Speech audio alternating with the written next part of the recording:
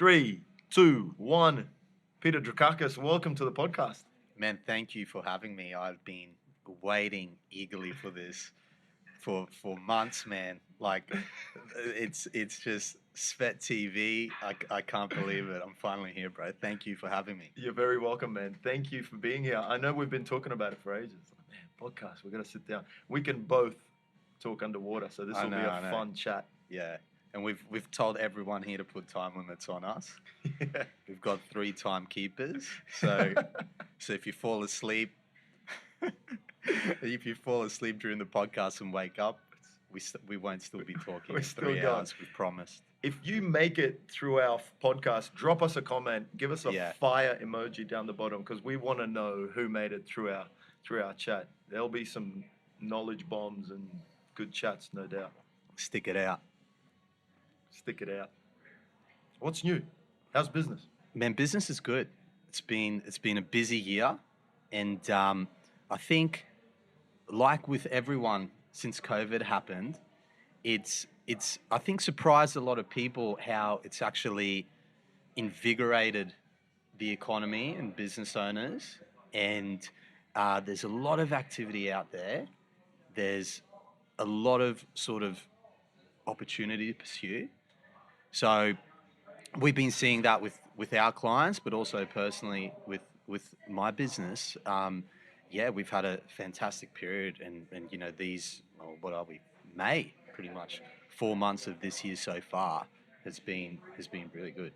So looking forward to. COVID kicked off March last year, right? So we're already, what's that, 12? We're a year since it happened. We're like year and 2 months. Yeah. So we're well into it. So, and then obviously all the stimulus dropped from the government mid last year, and it's been put to use. So now the fruits are sort of coming out, and obviously the economy is just hot now, and especially anyone who's sort of in real estate doing anything like that, it's a buying properties, prices are running like crazy. So, which is good for me because I'm putting my house up for sale, man. Are you actually good? Moving into Newstead finally? I think I just come here during the day, man. Just staying out of the bubble. Yeah. Man, I've noticed the same thing. I love just cruising around in the community, going to my different coffee shops, different restaurants. Just, I know the team always goes, "Svet, what are you doing?" Always stopping and smelling the roses, and they see me drifting off and thinking and just enjoying random things. But that's one thing I've noticed over the last year is a lot of local businesses are thriving, and it's really good to see, man. Like the coffee shops, restaurants, the local mum and dad businesses that I would have thought pandemic, oh no, everyone's going to get wiped out. Some of them are pumping, which is really nice to see. I think it's like anything, you sort of don't know how good it is until it's taken away, and COVID, you didn't have the opportunity to go, do these simple things that everyone enjoyed doing, like, going to a restaurant, going out for coffee. And I think now everyone has just really embraced it so much now. And it was a challenging time. Like, you realize how important it is to sort of circulate and get that social interaction just from getting a coffee, just from sitting there talking to your barista. How was your day? What did you do last night? How's work going, Svet? All those little things, they're really cool. So I think I agree with you. I've seen a lot, while it was very difficult for hospitality, the good operators and the guys that definitely pivoted and adjusted their business model, they are, doing really good now as well. They've sort of embraced it as well. Yeah. I am the coolest pivot I've come across in Brisbane in our area is the guy that owns Medley. One of my friends was telling me a story. He's actually a Greek guy. Yeah, down at Kangaroo Point. Yeah. Have you heard that story? He's got I don't know the guy personally, but through friends I've heard he used to be an architect. Opened up a coffee shop, restaurant that was thriving before COVID. COVID hit. It hurt him a lot, obviously, and he pivoted. To survive, he became a fruit shop. Wow. He went from restaurant, coffee shop, bar, sort of by the river, to just bringing in fresh produce and fruit and veggies. and his community and his customers were loyal and supported him, and it was kicking off really well. Something I've seen a lot is so your typical food store, like be it you were like selling fruit and veg or you were just a restaurant or whatever. Literally, the model was just to open doors and people come and you sell, and like whenever you're busy when people come and you're not when people don't come. But COVID sort of made those operators have to pivot, and it's like, well, how do we generate income without foot traffic and people walking in? And it made them realize, okay, well, we can do takeaway delivery. We're going to push that more. So we're going to sell online. And then, a lot of the really good, like anyone in sort of hospo food, what they're doing as well is a sort of what you call is integrating and vertically integrating the supply chain, which is they're starting to manufacture their own stuff. So, say if they're a bakery, they're baking their own stuff, and then they're wholesaling it to other bakeries. So they're not just selling to Svet walks in and gets his croissant $6 in the morning. They're selling a batch to, a bakery on the north side or on the south side. And, they're potentially selling things online. So it made them open up to different avenues of generating revenue, because otherwise you're just at the mercy of what goes on. You're at the mercy of, and COVID showed that, like if people don't come or if it's a rainy day or if people have traveled away, then you're not making money, and it's too big a risk, So it's forced people to be creative and adapt and take those steps. And the guys that have done it are just doing so well. Like you'd see around here how many like microbreweries there are. Everyone's like roasting their own coffee now. Like everyone roasts their own coffee. Once upon a time it was just there was a handful of brands and then the coffee shops would resell them. Now everyone has their own. It's cool. It's weird to say. I love that about what we've been through as a society over the year and a bit, is just observing and learning about how everyone's pivoting and getting creative, and it's that sink or swim, right? Yeah. Like you can let it consume you and go, oh, well, that's it, I guess I'm done. Or you can triple down on your strengths, triple down on your passions, and see what, like, it kind of uncovers the natural why you're in it in the first place. I like to think. Yeah. I've seen that in the gym game. Yeah. Like gym owners that are in there just for a business and income, right? Where if they don't really give a damn about their members or their community or how people's results are going, then at the first source of pressure, when COVID kicked in, they're like, oh, well, I guess I'm just going to pivot into, I don't know, something completely different. I'll just get out of this and go back to plumbing or go back to being an electrician or whatever. Whereas the other guys that I see, they're like, committed. Yeah, I'm still in this. We're going online. We're going into teleconference, telehealth. I'm going to try and help people with online programming or whatever it takes. Parks if it's safer. Or outdoors, it just force people to be creative. Like, you get stuck in certain ways of doing things and habits, and if it's reaping money for you, you won't change, and you won't. You won't be creative, but it's forced that. And I mean, like, I think sort of you guys are definitely, fresher breath air when it comes to like your typical gym business model, and what you guys offer through here compared to like the old guard. And I suppose I'm looking to do the same as well in my industry, like accounting, management consulting. It's about changing things up, putting something out there to the market that is, really educational, and finding people that are really keen to make the investment to make a change. And I definitely have felt like I've achieved that here through you guys. And I suppose in my business, the same thing with the clients I work with. We work like long term with our guys, rather than most consultant accounting firms. We are not high volume, low touch. We are low volume, high touch. So we work closely with our clients on an ongoing basis to help them achieve those changes that they're looking for, that take time. And you need sort of expert guidance, and you also need to educate the client coming along on the ride. Is that something you sort of feel like Low, rings true low volume, high touch. That's such a great way to think about it. Mm. We're not interested in thousands and thousands and thousands of clients. We're interested in a select crew of clients, a community that we can properly look after and Yeah, because build they're like-minded, Yeah. and they're motivated to make the change. They're motivated. The buy-in's there. You know, you're not just bringing everyone together for a low commitment service, and you know whoever sort of then there's just going to be a small proportion or percentage of those guys that actually like really put in the work and really push and make a change. Whereas, that type of model is more effective, I think. I think so too.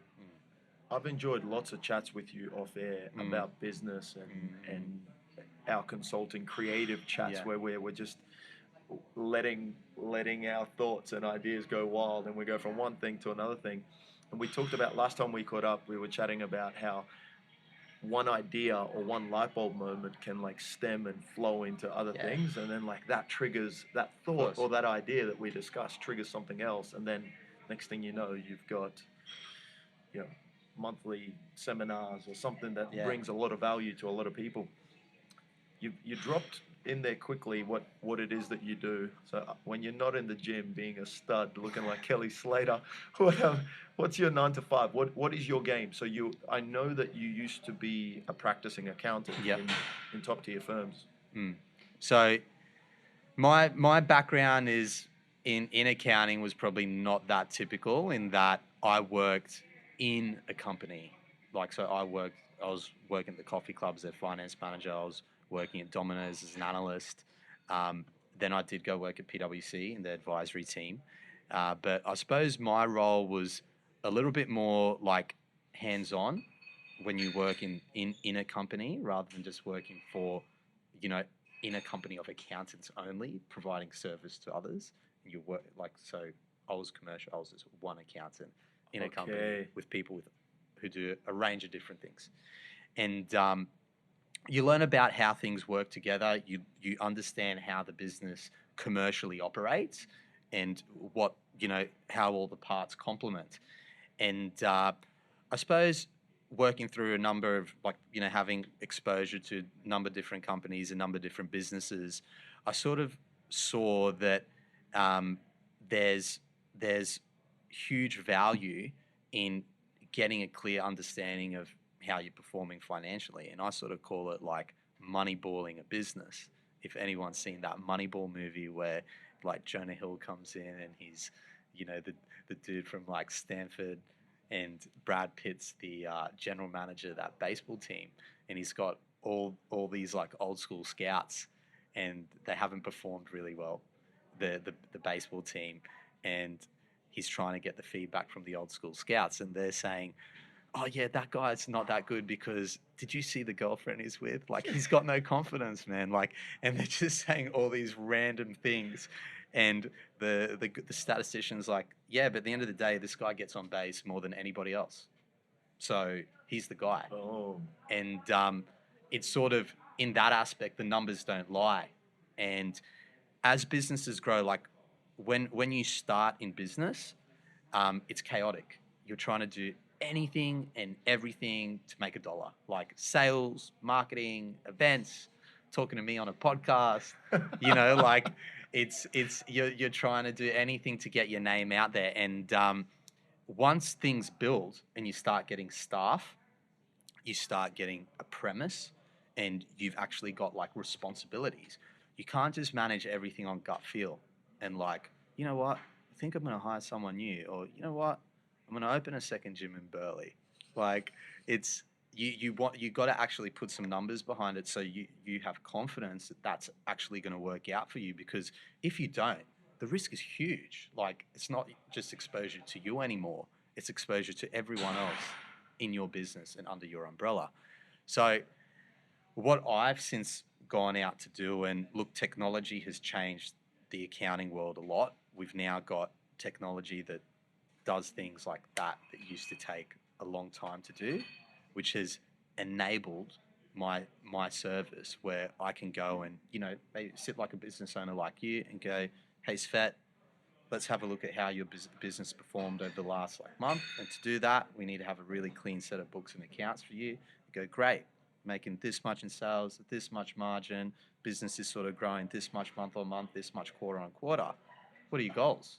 Where do you want to go with this? And you'll be like, okay, I want to open a second gym. I want to put on 4 new people. I go, well, let's map that out and see what that looks like. And when we start talking, we put some numbers against it and go, oh, okay, that's going to cost a lot more than I think. We've got to add in super, got to add in work cover, got to add in all these things. And then, want another premise. We've got to pay rent, pay electricity, got to pay all these additional costs. Geez, that's a big commitment. But let's see actually what it looks like. If I open that and, I put on these trainers, how much would I expect to make?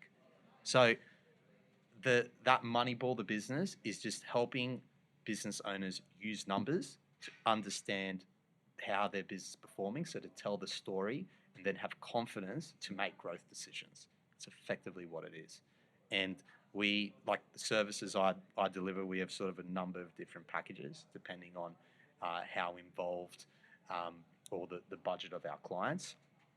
But we can work with a number of different businesses, but we do a lot with e-com, we do a lot with retail, and look, we even work with people in professional services too. But yeah, it's about helping them use their business to achieve the financial return they want, like an asset. So, if you own a house, how do I maximize rent? And then how do I maximize price growth to achieve their goals?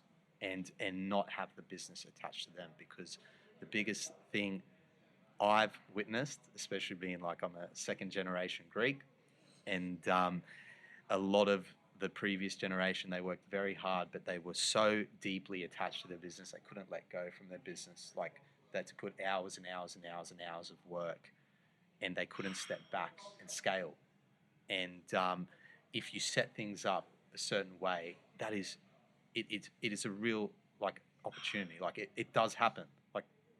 Ask my clients, it does happen. It can be made to happen.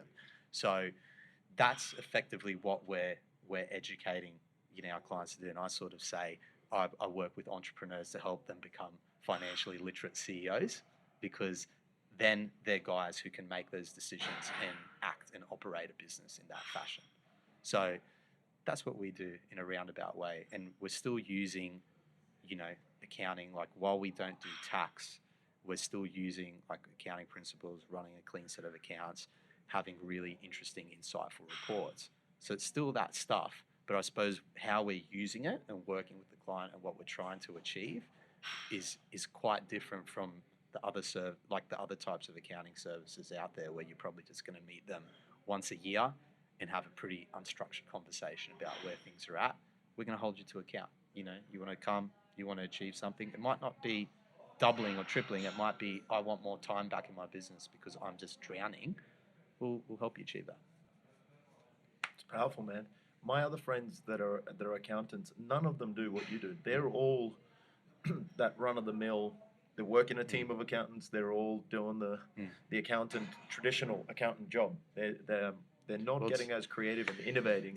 And like I said, that's come because of my standard corporate experience, where I worked in companies and I saw how businesses operated. I worked with the management teams, the CEOs, the CFOs, saw how they managed the business, compared to just going in and being taught to just pump out heaps of tax returns or heaps of financial statements. Because at the end of the day, people have to do those things, and traditional accounting is very volume driven. It's how many of these can we pump out?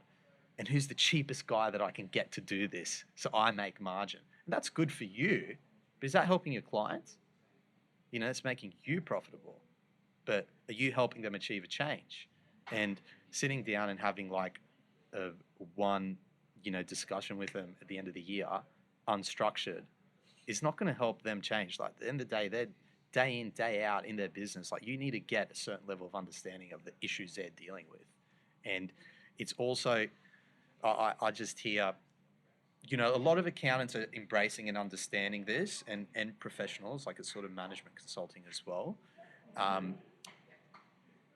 Since when does someone change when you just say, go do this? It takes time, you know, to elicit that behavioral, you know, recalibration to get them to take those steps.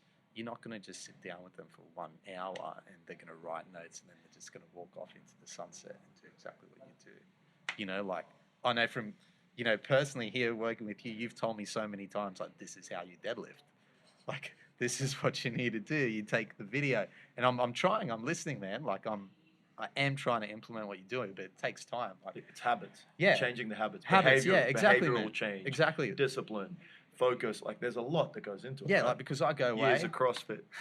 Yeah, I go away and come back, and like, you know, a whole week's passed in my world. That's right. And like, I haven't been thinking about how to stick my butt out in deadlifts, man. You know, so for the record, we're talking about your hips shooting up Hips, and you okay, getting sorry. pulled by the weight, but I'll forgive you. I'm not, maybe a little bit. Oh yeah, we're trying to go hips back and down, so sticking your butt out. Yeah. Our listeners are gonna go, what's this guy teaching him, man? Stick his butt out in deadlifts. That's a shit, coach. Newstead deadlifts.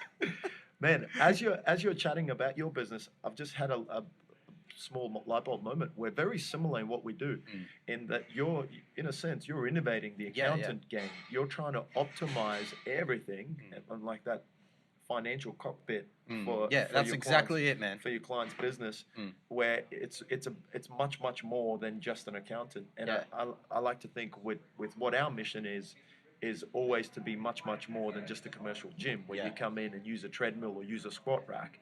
It's everything else that helps our members optimize and get results. And really, we're just talking about different results for different businesses. 100%. Yeah. 100%, man. Like I think when we did that short initial video, I actually alluded to that as well. Yeah. Like, obviously being a person that provides that type of service, I then seek out others who do similar things, and you know, hence how I ended up here, because I was like, well, I want something holistic. I don't need a handheld PT, but I want to be in a gym with a program, and I have learned that it's not just about coming in and like maximizing and destroying yourself and letting your testosterone take over and hit numbers and hit times, because, you know, our body's a living, breathing thing. We need to take care of it. We need to prehab. We need to rehab. And that's not just when you sprain your ankle to bring it back to normal. Like, you need to be doing these things ongoing, consistently, and, you know, making like something like Pilates a standard part of your training. And, you know, you guys effectively do mobility at the front of every of our sessions. That's mobility work. Like, we're not lifting weight. We're spending 10-15 minutes doing mobility work. And I know you love that I come and live up here with the trigger ball, man. The trigger ball and the rollers. So I put trigger ball, roller, bands. Yeah. I love it, bro. So, you know, I'm just prepping, man. Like, Peter, let's go, bro. We're gonna lift. You're like, man, hold on. Like, give me a minute. I'm just gonna keep triggering. I love it, man. I do admire it. So yeah, I buy into that philosophy, man. And 100%. Like, I think the model that you're delivering here is just going to become increasingly more popular, because people have now seen the effect of training that old school way, and we are all getting older, and we do all get little chronic niggles now. Like, even though, you know, you when you get in your 30s, you think, oh, I can still do that. I'm bulletproof. I can still do that. Like, I can still do what I used to do. Like, you can, but it's going to hurt you, and it's going to be harder for you to recover and do it as consistently as you used to if you don't, like, prehab and rehab consistently and build good foundations. And is it the best way of doing it? Is it the most effective way for what you're trying to achieve? Yeah. Or is it just what you've always done and what the norm was at the time, right? Like, fitness flavor of the month come and go every time. Yeah. So I think, like, you know, you guys worked like pretty close with Matty Kalusis as well from my function, and like, I've been seeing him for a long time, and sort of between yourselves and sort of him, like, you know, again, not only just coming in mindlessly to here and there, and like, yeah, whatever you tell me, I'm like not even like mentally here. Like over time, you absorb and then you implement yourself, and there's still, there's always knowledge to extract. And I think a lot of health professionals get worried that they think, oh, if I give them too much, they're going to walk away and not come back and give me any money. It's like, well, back yourself, man. Like, you guys have a lot of knowledge. Just keep emptying it. And yeah, you might come to a time where you're emptied on this person, but you'd be surprised how long you can still provide value for. And same thing in my business. I've got clients that I've surprised myself even with some of how long I've worked with some clients. And you just, once you sort of have that trust and that good relationship, and you've shown a track record of results, someone will stay with you. Creating value, helping them like selflessly, over service wherever you can. Your service value. But educating, man, educating. Yeah. So then they're understanding why and what they're doing, and they're not just like, oh yeah, I'm just like coming here to like be sweaty and laid out on the floor, because then I think I've done a lot of work by the end of it. It feels good. Yeah. I get that endorphin rush. Yeah. G up. My coach is saying, let's run around screaming the block. at you. Commando style. Yeah. Versus like there's a time and a place for that, and it's just, but it's definitely not meant to be every day. Like, it's especially with, if you're someone who's like an office worker, for instance, and you're not like a semi-pro athlete, you don't need to be doing stuff like that. Bro, semi-pro athletes and athletes, they're not redlining it every day. They're training smart. They'll redline it every now and then. They'll hit a 10 out of 10 workout, but then they'll go to a 7 out of 10 workout, 8 out of 10 in terms of level of difficulty and intensity. Because they know that if you're going 10 out of 10, you're just going to beat yourself down. Yeah. You will break down physically, mentally. And I know we talk so much about like my CrossFit experience, because I got into CrossFit like when it was really early in Brisbane in like 2010. You're OG CrossFitter, bro. And that was like 2010. Yeah, I suppose it was. Like, yeah, man. The first wave. Yeah, and like the guys that trained us were like, they were the SWAT, and you were saying, bro. yeah, and like, so you didn't mess with them, and they wouldn't let you progress to something unless you're ready. Like you'd be like, they taught me Olympic lifts. So you couldn't progress with like deadlifts. You couldn't progress with like overhead squats, like even cleans, until you had a really smooth flow to your movement. And that was really good. And that's where I was first exposed to like a roller, and how that fits into, your gym and your training. And like it set some really good foundations. And I mean, I was a lot, I was pretty young and like, really charged up when I went into the gym and back then, but they still would preach that you don't go 100% all the time. But yeah, like unfortunately things sort of changed in CrossFit, and it just became, again, I feel like the box owners more and more were just in it to make money.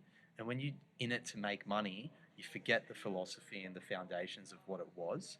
And I went into, other gyms, and it was like just pushing people too hard, like needlessly pushing people too hard. Like you can see that those people may not have been like seasoned trainers or gym goers, or, and they were sort of doing things and pushing for time and pushing for weight. And you're like, oh, this person probably doesn't need to be doing this, like, and I think something I said to you when I started is, I don't need someone to push me harder. I need someone to hold me back when I want to go. And like, you actually did that yesterday. Yes. Yeah. You're like, bro, let's load up. We heaps more. I'm feeling good. Let's go. Right? It's crazy. Yeah, in the moment. yeah. That's even though we know that and we understand that, man, in the because moment, I'm just like, like, let's go, bro. Yeah. I'm like, well, stick to the numbers, bro. Yeah, man. Like we're at the end of the day. That's cool. I didn't think of that. Like at the end of the day, like, dudes in the gym all act the same. Like, we're just gonna all, as soon as you get a pack in there, you're just gonna try and do more than you should be. So I think that responsible trainer and putting things into perspective, goes, no, man, no. Like, the goal we're trying to achieve for you is this. It's not necessary. It's actually a risk. And you said, I'm thinking about next week for you. I remember that's what you said. So it's like spot on. Mate, I'm so happy to hear you. I'm getting through. This is amazing. I wish we could record this so I can play. Oh, wait a minute. We got a camera there. I'll just have this on in the car all the time. Morning affirmations. Thank you, man. Yeah. Every day in the morning, I'll just listen to you say, Svet, thank you for pulling me back. You were right. Take it easy. The foam roller and the trigger. Oh, my God. Tell me about your success stories with your clients. What are you finding out there, man? Because I know you've been doing this for a while. Yeah, I know you're well established in Newstead and Brisbane. I through the grapevines, I've heard about like the businesses that you've helped. What can you tell us about? Like, give me some examples. Oh man, I mean, the one, everyone obviously loves to hear the real struggle story, start like real, Rags to doing it riches. real hard and doing well now. And one of my first clients, and they're screen printing. They print stuff on T-shirts, and like they're based out on the Gold Coast. And when I started with them, like it was just bare basics. It was a couple screen printing machines. It was one dude and like a couple casual staff, and like he was working hard. And what's funny is that people think, oh, it's people aren't making a lot of money because they're not working hard. That's often not true. Like, you can work really, really hard and not make great money if you're not working smart. And like the way it was operating was probably pretty similar to everyone else, and he knew it. And he knew he needed to do something different because he was just competing with everybody else and then just hitting the same walls. He was frustrated, and pretty much what ended up happening was his brother was a digital marketer, and they had actually worked independently in under the same roof. So one guy was running his own business and the other guy was running their business. They weren't working together, and they're like, we need to join forces. We need to, find a way to come together and make this bigger. Like, I'm missing something, you're missing something. How can we bring it together? And how I started, they made that decision themselves, and I just helped them facilitate that to come together. And once they did, it's sort of like 1 + 1 no longer equaled 2, it equaled 4. And they were able to, like any business you experience that I experienced, we try and test different things, and then something hits. And funnily enough for them, they actually realize businesses like yours, like gyms, privately owned gyms, studios, Pilates studios, CrossFit gyms, have a big demand for merch. They want their members to wear their merch, and they don't really want to have to do all the things involved with printing, like developing your own line of clothing, which is like designing, printing, stocking sizes, shipping them in. Like, it's a lot to manage and then store somewhere. And they realize that this is something we can actually provide them, a service we can provide them. And anyway, look, long story short, they saw this niche, they capitalized on it, they worked together. They went from having I think 150 square meter warehouse to like a 600 square meter warehouse. They went from having 2 staff to 12 staff. They had some huge revenue growth, like 10 times revenue growth.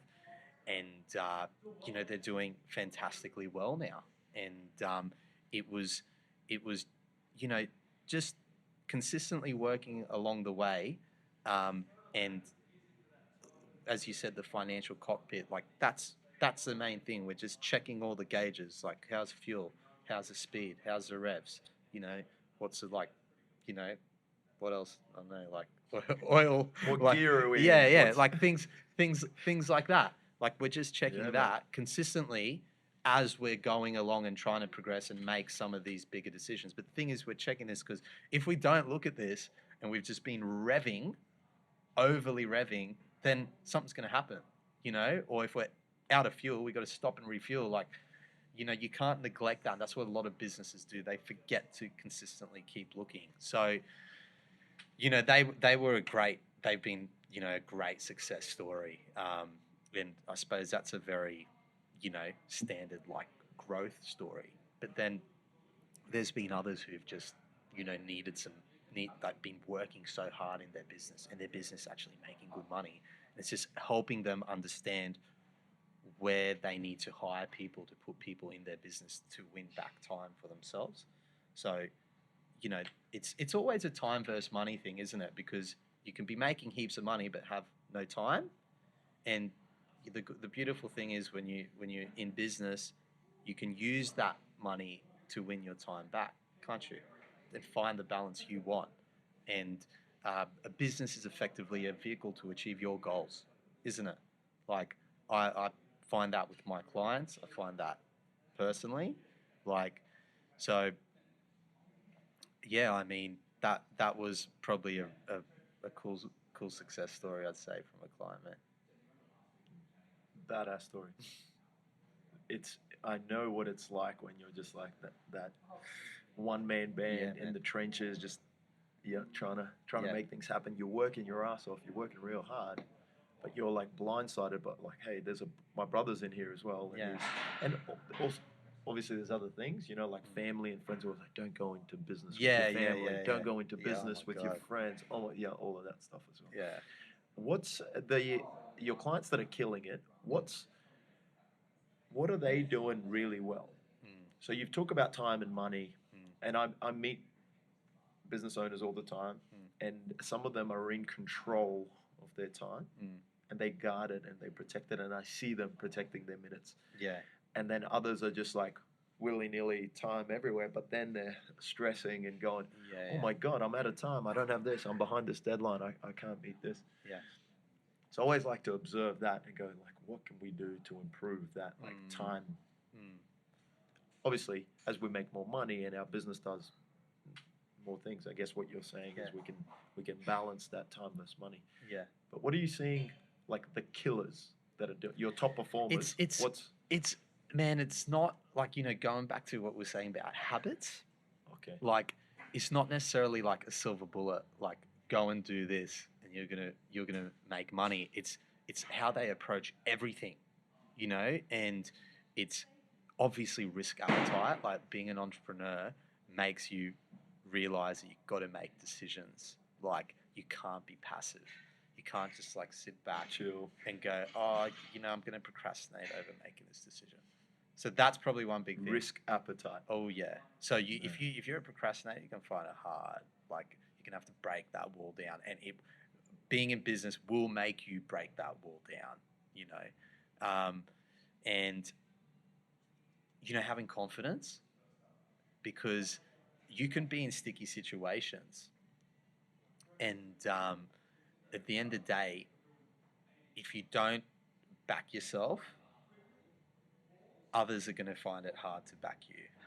You know, you've got to show that, like, I got this. This is going to work. I'm going to find a way to make it work. And that resonates, like that energy resonates off onto other people. So I would say, like, yeah, risk appetite. So people are biased decision makers, not passive decision makers, and biased towards, like, you know, making decisions consistently, moving forward consistently, right? As opposed to trying something, sitting back and going like, you know, there's moments where you obviously got to like go, let's just see how it goes, but they're consistently like looking at how can we innovate, etc. And yeah, like confidence and the ability to back yourself and go, you know what, I am going to make this work. Because most people, they go into business, and, you know, you tell me if you agree with this, that you go into business to, like, for a purpose. You feel like you can't achieve it anywhere else. Often it's like, this, I need to achieve this. Like, this is important. I need to find a way to make this happen. I'm going to take it into my own hands and make it happen now. So that's ultimately like the sort of behavioral characteristics that a lot of them have. I mean, if out of my clients, like who are the ones that then, you know, not only have that, but sort of do really well? Well, obviously the reason why I do what I do, the financial management piece, like, is because that ultimately actually makes a big difference as well. Because while you're in business to, you know, fulfill a purpose and all these things used as a vehicle, you're there to make money. The game's to make money, isn't it? And a lot of people get involved in a lot of activity that's not necessarily generating a lot of money. So you can be really busy, but not making much money. You don't understand, okay, like if I make this many sales, like my cost of acquisition to get the client was this, my product cost was that, my labor cost was that, my rent cost was that. So that's how much falls out for me. And when it sort of smacks them in the face, they're like, oh my God, like, that's not much. I thought I was doing more than that. And it's like all this marketing you're investing in to try and make this sale, it's not actually worth it. So it's well-directed energy as well. And that's like having that sort of financial platform cockpit gives them the insight to go, all right, like this is actually something that's working. That's how you say, to an extent, this is working and it's worth doing. It's a sort of, that's what gives, you know, the proof in the pudding, so to speak. And that's where I'm going to sort of direct my energy, you know? And if you can put those two things together, so that entrepreneurial flair and approach, and then this, which is obviously what, you know, the corporate world and big companies do really well, and which is something I look to bring to them, like that's a pretty formidable mix, you know? And you then have the framework to go on and hopefully be a big success and achieve what you want in your business. So that's, you know, what we look to bring to the table with our clients. And there's levels of education and, you know, understanding like financial literacy, becoming financially literate, because if you're a business owner, being a person on your own, and like when you first start as an entrepreneur, your responsibilities and what you need to know is very different to the point when you have 20 staff, isn't it? Like you've got a big business, and you need to know things that when you were one guy, you didn't necessarily need to know, but now you need to know things. And if you haven't done like an MBA, or if you haven't done, you know, some sort of finance, accounting, or some sort of degree that helps you stay across how things are moving, you're going to find that really hard. And that's, you know, why we say why we're experts and advisors. We're trying to educate you, because ultimately you're the one that's going to go back and run this business, not us. You're going to come sit with us, but then you're going to go into the trenches again.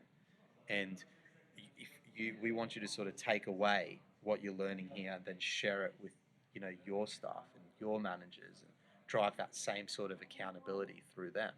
So how we work across our program is we try and get them, like, you know, understanding insights. So how are we performing? How are things going on? And then creating foresight. So that is, all right, well, if I understand that, you know, I sell like 1,000 of these units every month, I'm going to predict what's going to happen the next few months. And then together with my costs, I've got a pretty good idea of what a runway of profit's going to look like for the next quarter, 6 months. Then I can make decisions. I can go, you know what, I am going to hire a BD person. I am going to bring marketing in-house. I am going to open that second site. Suddenly you've got a bit more confidence, don't you, to make those decisions. So sounds quite empowering, because it gives you more strength to make your decisions. You're not just doing it on gut. Yeah. And like from where you know, go back to the Moneyball thing where I'm saying it's got the old guys that are all gut, and then Jonah Hill that's just all stats. And I believe you need a mix, because, you know, while the numbers don't lie, they don't always tell the full story. They'll tell a really good story, and that's why, you know, big companies produce annual reports and send them to shareholders, because they're telling a story of how the business performed. But still got on the front the CEO report, because he's still the guy in there, and he's going to have his say, and he's going to tell you what's actually going on. And that's like those scouts, those old school, the feel. But yeah, like with the accessibility to data nowadays, like you'd be crazy to just go, nah, I don't care about this stuff. I'm just going to feel my way through it.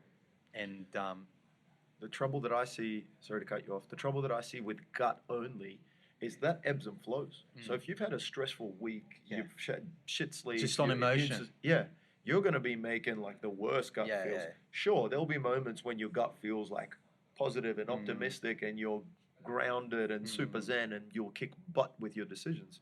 But man, if you've had a rough couple of weeks, you've been, you know, work pressure, family pressure, other pressure, peers, society, all of those things, your gut decisions are going to suck. Yeah, exactly, man. And I saw that like when I worked in commercial, because I'd go work with a general manager or an ops manager or a marketing manager or a CEO, and I'd take him the info, and like some of them would embrace it and find that balance. The other was like, no, I don't care. I don't care. I know what I'm doing. I'm like, you sure? Like, you know, last month, you know, you lost a lot of money. And he would just be like, no, it's going to change. It's going to change. But at the end of the day, those guys always get found out. Always. You know, like, because they have to face the music at some point, and you can't just talk your way through it anymore. You're going to live and die by those results. So, like I said, sort of looping back in, ultimately, like, you know, the bottom line is to make profit. And, you know, if you a business as well as an asset, like owning a house, owning shares, your return and what it generates you profit wise every year is rent. And then you want, you know, growth in value as well. You want it to be worth something. So then one day you can sell it. And you can only sell it if it's separate from you. Because if it's all you can't sell that. That's what an employee is. You know, you're trying to build a business that has value and can be transferred to someone else. So when you put all these processes, systems in place, you will have that. You will have that. And yeah, that's why I suppose I think it's a mix. It's a balance of both. It's not one or the other. And you know, people are realizing that now. It's you know, with all these social media platforms, you can hear and learn this stuff like in a really informal way. Like this is informal education, isn't it? You know, whereas once upon a time it's like go to a uni course or like go to school and work in a big firm. Now you can share ideas and learnings like so many different ways. Mistakes. I always love to quiz you about it, right? So say, and please don't use your clients or like, or you can if you want to, but like what's when in the business world, say small to medium operators, what are the things that you see like people stuff up a lot? What are people doing wrong? Like things that jump at you. Like in the gym game, when it's like people that come in and they want to go 10 out of 10 every day, and I'm like, whoa, whoa, whoa. Or people that just want to train hard every single day, neglect the recovery, and just go, no, I'm ready, man, I'm ready. So I always think, like, what's in other businesses and other fields? So there's a big one, and it's a real vanity thing.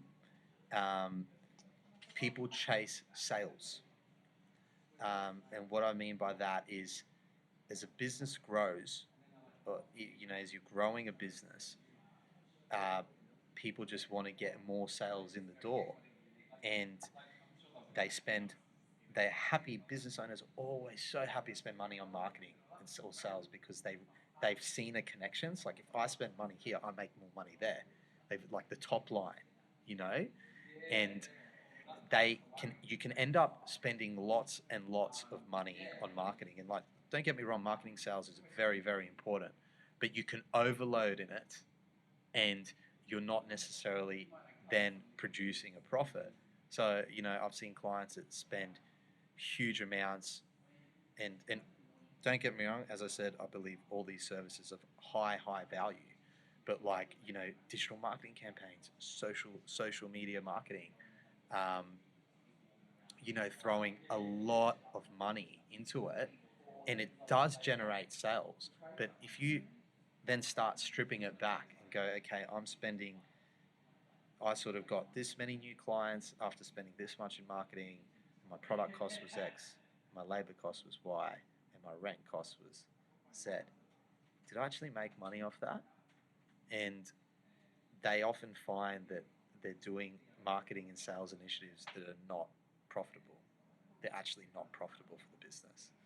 And you might have the salesperson responsible for that out the front singing and going, yeah, well, sales went up this much. I go, that's great. How much profit has a business owner made? It's gone down. And that's probably a big thing, because there are good marketing and sales will make a business without a doubt, but you got to know what is working and what isn't working. So that differentiation, and that's where that financial piece helps. So that's a big mistake I see business owners doing, where they just get a little bit of marketing sales success and then start throwing good money after bad. The second thing I'd say is not being able to let go. So,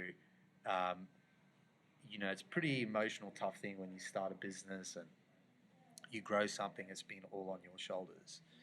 And as things get bigger and you can't control everything, you got to start delegating and letting go of certain things. And that's that next phase where I actually find is a real sweet spot for my service. Is I find so many business owners are like making money and stressed out of their head because they don't know how to facilitate that next stage of like accountability and delegation in their business.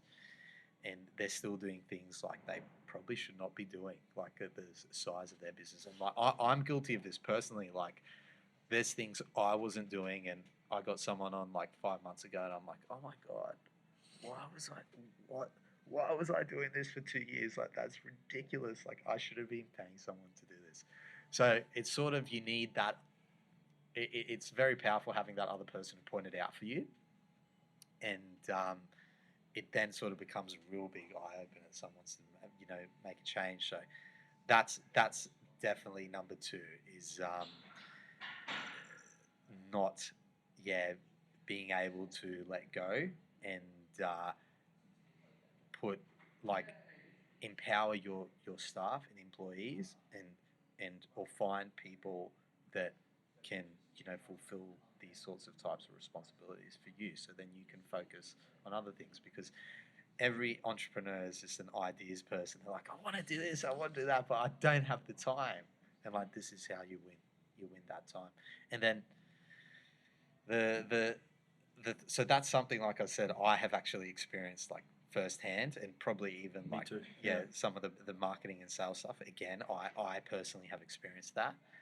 And the third thing, which I haven't experienced, is like having clean numbers, because that's obviously what I do. Like if you don't have that, then you got no cockpit, no gauges. What do you mean clean numbers? Like having numbers Yeah, and like information? knowing, having Okay. so a lot of It's like flying blind, flying a plane. a lot without of a a lot of business owners are like, oh, that's for my account. It's like, no, it's not, man. Like, it's your business. You need to know what's going on. It's like coming in, I think, say, and you're doing the same sort of thing with your health. Like, you got to know what's sore and what's triggering that issue. You've got to learn, because otherwise you're just going to keep doing it. You're going to keep coming back. And you're going to keep going through the same cycle. You're just reacting to a symptom. You're reacting to, oh, I've got pain in my hip. It's like, well, unless you sort of start understanding why that pain is occurring, we're not going to be able to stop it. And having that sort of information there goes, okay, well, you're saying that you run out of cash this time of every month. Well, let's actually sit down and have a look and understand why it's happening. So it by having your own set of like clean books and accounts that you look after, and not just your like external tax accountant who sends you, a set of completed accounts at the end of the year, you're suddenly going to become the expert on what's going on. Doesn't mean you need to run them yourself. Not telling people to do your own books, but I'm saying you need to look at them. And it's not hard to understand it. It isn't. It's not hard to understand. I made this much, I spent that much, and I had that much left. Come on, like everyone can understand that in business. So they're 3 really common mistakes that I see. maybe overcommitting as well. Although, I think people are becoming a little bit more prudent now. Like they won't just like go out and take big, massive, crazy risks. Like, I'm going to open a restaurant and have like no business plan, like no restaurant experience, like minimal cash reserves. So I haven't seen as much of that, but yeah, that does happen. Yeah. But they're probably the three most common things I've come across. That letting go one, I've seen that play out a lot when I observe things and experience things. Yeah. Like that business owner that's like at the till behind the counter, Yeah. running over there trying to socialize with that guy, but then in the end, he's like nowhere. Like even that experience or him trying to chat with you, like wasn't in the moment and he wasn't present because he was like keeping an eye on like the girl. But that's an old school way, man. Super old school. And It's like that mum and dad. Yeah, and like Yeah. I like my old man, he ran a delicatessen for a number of years, and he did really well. He worked really, really hard, and it was that old mentality, just like work to the bone, and like just burn yourself out. But it doesn't have to be like that. It doesn't have to be like that. Like there's actually, yes, that works for a period of time, and you will get massive reward for that. But you can then progress that model and adapt and become, somebody that then like educates and empowers and, that's why like the CEOs of all the big companies, like it's all about like leadership. That's what they are. It's leadership, man. And, leadership is about how can you empower other people to perform at their best. It's not about you doing that work. Like, on a sporting field, they talk about like, say, footballers, like players that lift the team, not just somebody that is an outstanding player themselves, but someone whose involvement lifts everybody else up. Like that's a good captain. That's a good leader. Yeah. That's a good champion. Yeah. Yeah. You can't, like, when those pressure moments come in, when those decisions come in, you can't just be like running your teammates down, running the coach Yeah, it's down. like, don't pass to him, just give it to me. It becomes very toxic and ineffective real quick. Yeah, that's the same mentality, man. It's the exact same thing. It's like, just give it to me. Just give it to me. Like, you can't do this. Like, nah, you got to find a way to do it as a team. So, yeah, they're probably the big things, man. Dracakis Advisory, 2021 and beyond. Ooh. What's on the agenda? Where do you want your business to be? What are you focusing your energies on right now? So at the moment, I'm actually going through the letting go phase. Okay. So I for a long time was doing pretty much everything myself, and I've now brought a couple people on, and I'm sort of getting them to progressively take things off my plate, so I can do things like this, which is sort of spread the word and sales and marketing, and that's what I'm looking to do for the near term. I'm for next year. Definitely like to, even though we still have a very manageable book, we definitely like to grow that book, because we've had a period of time, probably like 3-4 years working with certain clients, where we've really seen what works. Like, tried a lot of different things, and we see this works, and it's a good balance of like value for money for the client, and helping them get the results.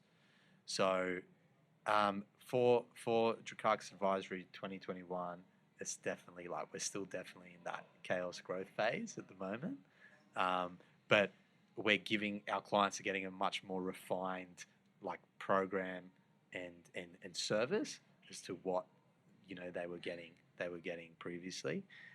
So I'm going to be training staff up, trying to get them to do what to learn sort of what I've been doing as well. And I also work with, in the background, a number of specialist consultants, and we're actually doing an event where I'm going to have these guys speaking. I think I told you about this. Yeah. So yeah, you're hopefully going to be coming along. Thank you very much, man. And I appreciate it. It's in a couple of weeks. I'll be there. And our very own Cassie is going to be shooting it as well. and Shout out to Cassie Ellen. Captain Media. Captain Media, and these guys that I do a lot of work with in the background, and they're sort of my like specialists that I go when I see an issue in a business and ask, and sort of help come up with strategy how we're going to deal with this. What I want to do in 2021 is actually have packages where we take that into our clients in a much more refined way. Whereas now it's sort of just all happening in the sort of background. So I want to put some have some sort of packages around like the people package, like critical hire, how to bring that first really key person into your business. Getting your business ready like for sale. There's a lot of guys that are sort of in that position. So wrapping those up nicely and having them on offer, and sort of very clear and articulated in the market. That's probably the critical piece for me. 2021. I think up until now, it's like there's a lot of interest around what we're doing and people seeing that we're getting results, but it's just about trying to make that a lot more digestible for them, if you know what I mean. Having it really makes sense and click to a prospective business or business owner, prospective client, and go, you know what, that's exactly what I'm after. Like, I've got that problem right now. I've got that letting go person. I need to hire that person. You can do that. Yeah, I'm in. Rather than I see the value. I see my problems. Yeah. I want you to be my consultant. Yeah. Yes, I need a business consultant to help me through this stuff because I'm busy running this. So doing that, amazing, and then man. Probably doing a lot more of this. Like I've sort of said to you, I'd love to. I want to podcast a couple of my clients. I think it'd just be amazing to get them on. So doing more of this stuff. Probably doing more events. So at that event, I'm going to have those speakers that sort of work with me, but I'm also going to have run a panel with clients. So people like the attendees can actually ask them direct and go, like, tell me about when you did this. Like, give me an example. So love a good panel. Yeah. So hearing it sort of from the horse's mouth. So the way I sort of see it is like it's content and context to what we do. So I want to, this is the first one. I've been saying we're going to do this forever, and sort of finally doing it now. So I'd like to be able to do some more moving ahead for sure. I'm looking forward to staying tuned and watching and listening to all your podcasts, man, because I benefit a lot from our chats and learning about these. Thanks, man. Yeah. And man, me too. Like one reason that pushed me to get into this and like leave like the comforts of a sort of corporate career is I was like, I talk to business owners. I'm like, man, I've got so much to learn from these guys. Like, I would say to my colleagues, I go, you guys are all really smart, but I feel you're sort of operating within yourself being here. Like, it's actually the things that you could achieve if you rolled the dice and try it out on your own. It's not as actually untouchable and as difficult as you might think, but people are so scared. And there's so much fear to take the jump and to leave comfort and but I got a mortgage. But my partner. But my kids. And as you progress through life, like responsibilities in your personal life mount up and it becomes harder. So that's why I think we see a lot of people in their like 20s and maybe 30s, mid 30s, like roll the dice then, because it just becomes harder as you get older. I mean, it doesn't mean you can't do it, but it does become harder. So yeah, I definitely have.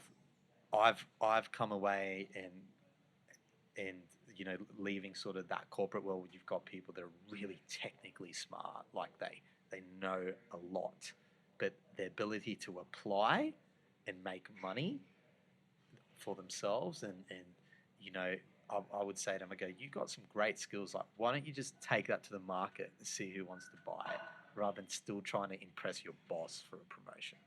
But just go to the market.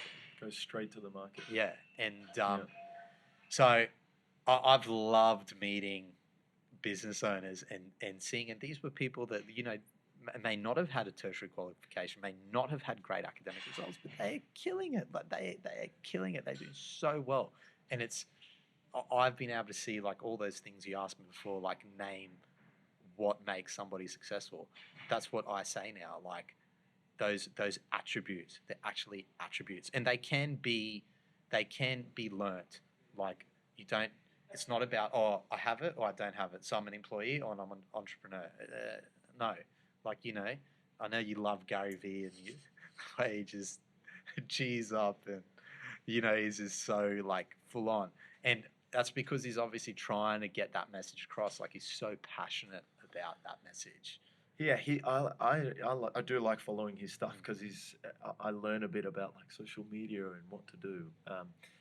He's careful not to g up entrepreneurship too much Yeah. because he's real. He says It's not easy. entrepreneurship sucks. Yeah, It's yeah. going to be lonely. Oh, It's going to man. be tough. You're going to have that fear and anxiety in your gut, Yeah. and it's going to be good and it's going to be bad, Yeah, and yeah, it's yeah. a long game, and It's tough. Like which as you said, man. Like like that's so true. And something I should probably touch on here. Like it's not as glamorous as you think.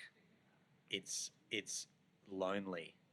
Like it's Yeah, tough, man. and you will think about quitting a lot, and because you get blindsided, man. It's not like you're not just going into your 8:30 to 5 and I'm gonna have coffee at 10:30 and then I'm gonna go for lunch at this place and then I've got to catch the bus at 5:12 laptop and my and nice book. I'm gonna like just Take have a an little look on Instagram shot. Instagram. Yeah.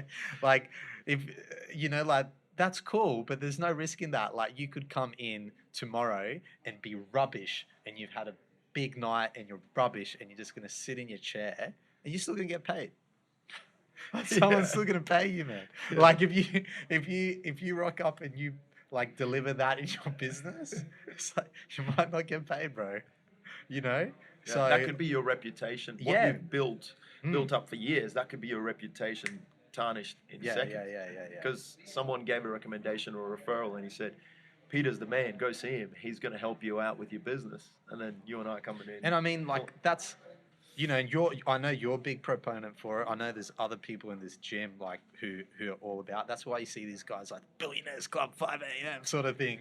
Is because, well, man, if you don't, like, there's no like pissed at 3 a.m. Billionaires Club. Yeah. Like, let me tell you, like Hungover maybe at 5, after they Jay. made the billion, man. Like, but Yeah. for the guys trying to make it, like if you do that, That is so true. it's like, are you going to get there? Like, we all like having fun, man. We all like to go out and blow off steam as much as everyone else, but you just realize, like, are these things going to help? How much are they going to help me get to where I'm trying to get?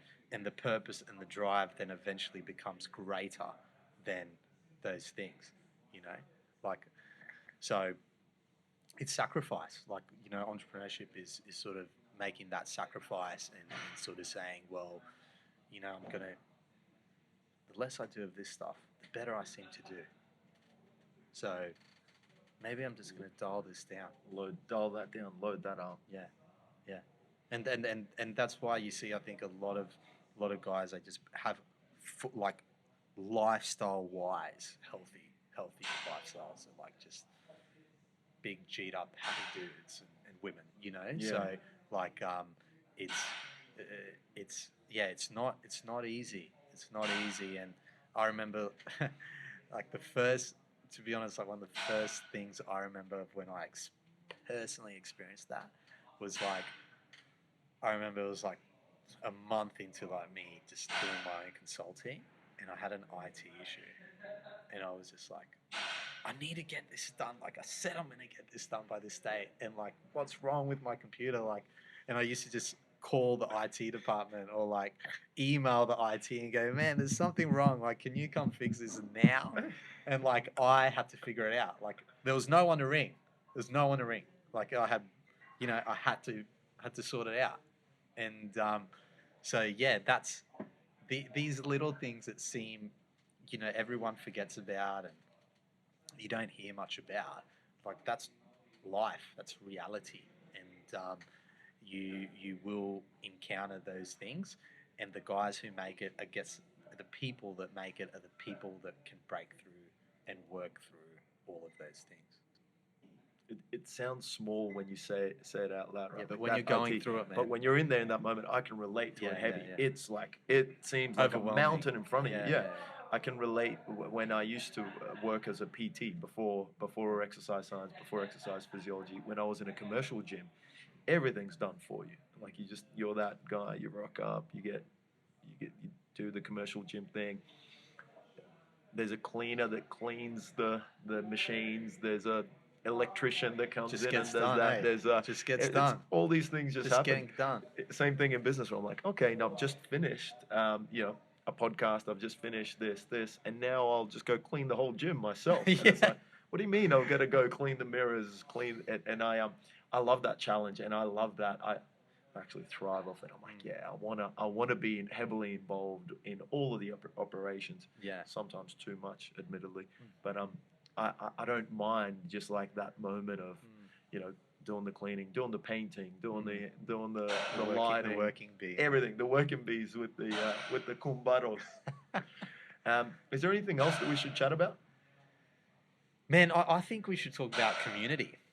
Okay, And let's talk about community. yeah, because I think Something that we're both passionate yeah, about. yeah. And I think like a few weeks when we caught up, that's what we talked about that a lot, didn't we? We did. And I think that's definitely something like, my God, if I'd have bucked for every time I heard a client or a business owner talk about their people or their community or their following, because that's effectively what like a lot of the socials people are trying to build. Like they stand for something and they have a community or following that buy into that and want to engage with that. So, like I think maybe just talking about ZAR, like that the community feel you guys have here is incredible. What you fostered, and that's obviously like come out of you. It's come out of like Peter. It's come out of Darko, and it's how when I describe like sort of training here, I sort of say if I relate to when I used to play football, soccer, and I'm like it was a team. Like you meet the people on your team. They're your teammates. Because we have classes at the same time. People typically rock up at the same. People typically, keep the same class times. You get to know people. You work with them. You know how much they train. You know what they do for work. Whatever. And you're sort of touching and introducing them. And it's just the little things even that you do. Like, say, when a new person starts, you stop everyone at the start. You go, "Hey, everybody, this is so and so." Like that's a big thing, man. Like, because when you're coming in somewhere new, a lot of other people just be like, yep, 10 push-ups.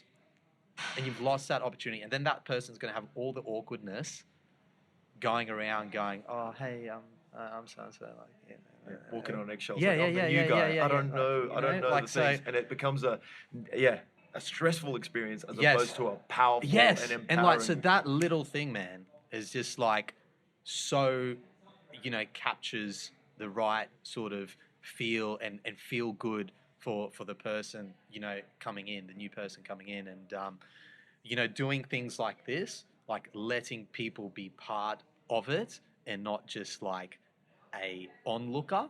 So it's like, hey, getting the opportunity to speak, getting the opportunity to share about my business, getting the opportunity to share about my fitness journey.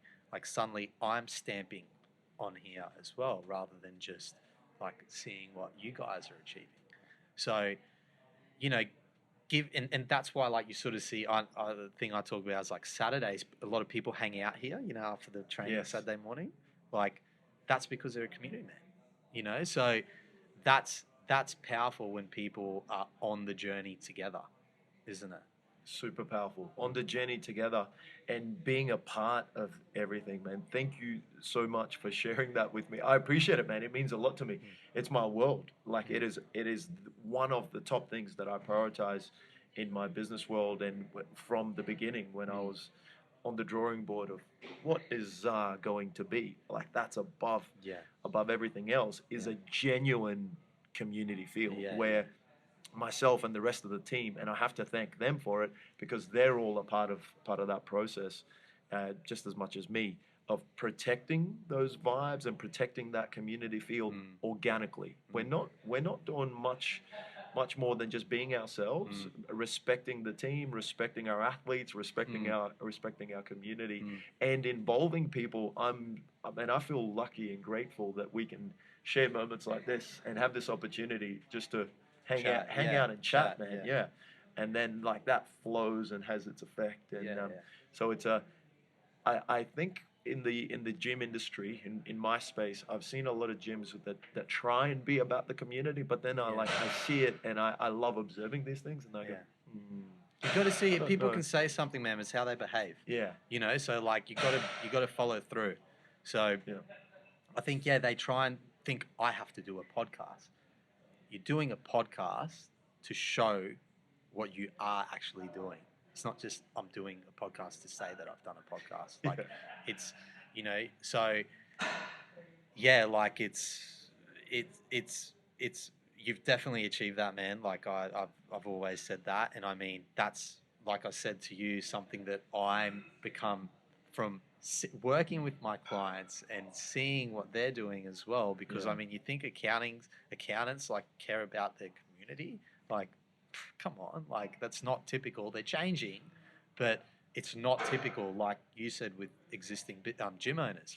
So I'm like, you know what? I got to do this event. I got to bring everyone together. Like when the things I tell Svet and the things I tell, and they don't necessarily need to be a client. Like it's not a pushy sell, you know. It's people who I know that are interested and value it, and I think they're gonna just get value out of connecting with others. Because say that story I said before, it was about my client Screen Lab. So Screen Lab boys, I've talked about them quite a few times, and I just sort of meet people and I'm like, they would really love to connect with Screen Lab. And actually a client of mine, a good friend of mine who I brought here, George Souris, from Empire Legal, I actually, how I tested that out was we all went out to dinner one night and I go, these guys, I just know they're going to hit it off. And like, there's nothing directly in it for me, you know, but I'm there and I'm talking, I'm listening to the problems that his problems, I'm listening to their problems, and you know, that guy sort of solved his problems and this guy solved, you know, and I'm like, let's just bring them together and see how it goes. And when after doing that, I was like, man, I 100% need to do this event. Like that's what made me make the decision. It's like I 100% need to get everyone that I go and do that networking event and catch up here and catch up there and talk without the back of the gym. Like I've got to get all these people together, and I want them to feel that same thing for what I'm doing and feel part of the community, part of the ecosystem, without necessarily having to be in it. And you know, that's their decision at the end of the day. Like I believe it's an education piece, like to show them what they're doing, and then if they're in the right mindset, in the right situation, they'll make the decision and come when they're ready. And you know, you sort of learn that, don't you? And I'm sure you see it with. I do see it. Yeah. I like how pure and organic it is, man. I like how it's no strings attached. Come hang out. We're all like-minded professionals. We're a community. If this doesn't convert into anything, but it triggers a thought that helps you with your business, good. Like that's something you've helped them along that journey. If you can work together, good. Win. I see you doing that all the time, man. I see you catching up with our community, and I appreciate it. And I see you guys helping each other and chatting business, chatting training, chatting injuries, all things. Yeah, it's really cool, man. It's really because nice. because as you know, that's like finding a group of people with similarities. Yeah, and then you know they're likely to then connect on those similarities. So. Yeah, that's what's made it so great. It's like without you necessarily needing to do anything directly, like a lot of us have made, like there's been some good relationships and friendships formed in here because of that. And you know, that's the same thing I'm trying to do over there, because at the end of the day, if everyone's got the mindset to come here for this, they're all got some pretty consistent characteristics. So if they connect with each other, they're probably pretty likely to get along pretty well. So, and yeah, it makes you feel good, doesn't it? Like when you see that. Well, we talk about accountants, right, that are just 9 to 5 behind the computer screen.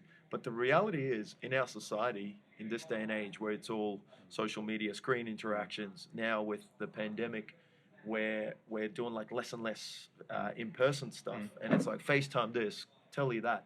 So I think my thoughts on it is like that community part of a service or a business is now more important than ever, because everybody's